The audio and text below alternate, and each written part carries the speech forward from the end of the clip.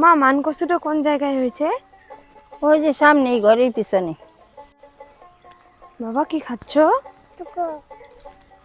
Choco খাচ্ছ?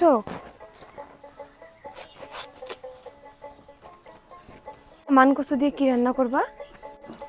ওই যে তোমার বাবা বৈরালি মাছ আনছে, বৈরালি মাছ দিয়ে ভাজা করব।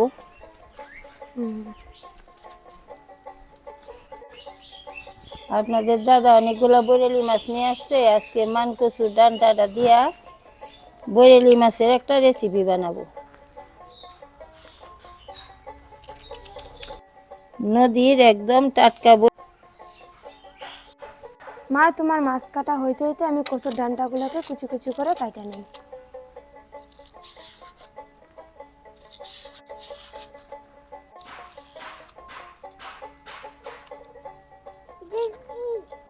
মানকসুর ডাঁটাটাকে কুচি কুচি করে কাটা নিব।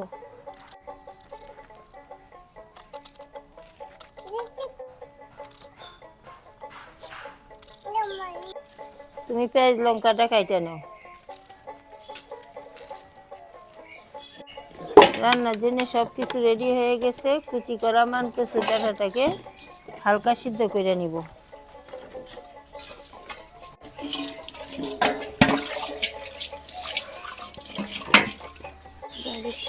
অল্প লবণ দিয়ে দিলাম। সিদ্ধ হওয়ার জন্য কিছুটা সময় ঢাকা দিয়ে দিলাম। কচুটা সিদ্ধ হইতে হইতে পেঁয়াজ লঙ্কাটা কাইটে নিই।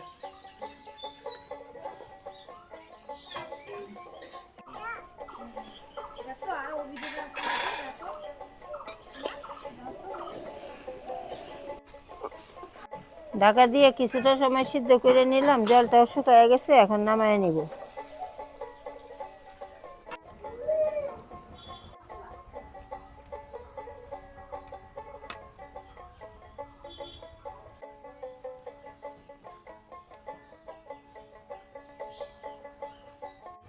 তেলটা গরম হয়ে গেছে, মাছটাকে ভাজিয়ে নিব।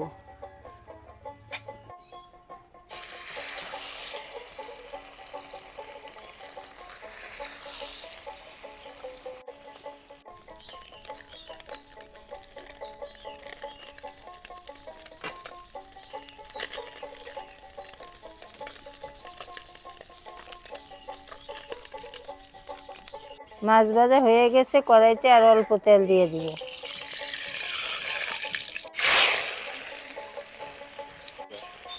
পেঁয়াজ কুচি লঙ্কা কুচিটা দিয়ে দিলাম।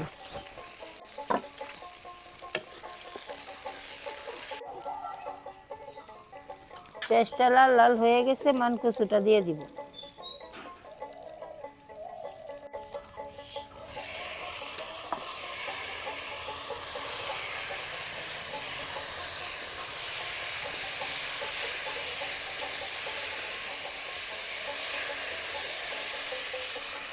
পরিমাণ মতো লবণ, অল্প হলুদ দিয়ে দিলাম।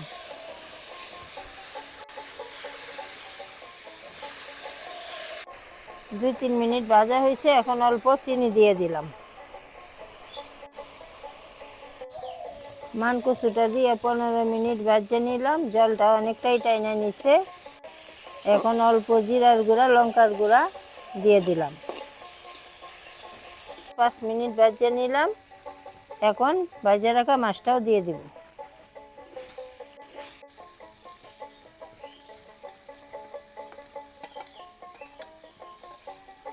সবগুলা ভালো করে একসঙ্গে মিশিয়ে নিব। মাছগুলো দিয়ে আরও 5 মিনিট ভাজে নিলাম। ভাজাটা শুকনা শুকনা হয়ে গেছে, এখন নামায় নিব।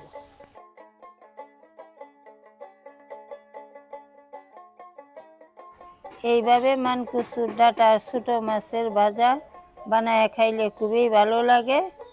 আপনারা যারা চ্যানেলটাতে নতুন, অবশ্যই সাবস্ক্রাইব করবেন। কালকে আবার দেখা হবে নতুন রেসিপি নিয়ে। সবাই ভালো থাকবেন।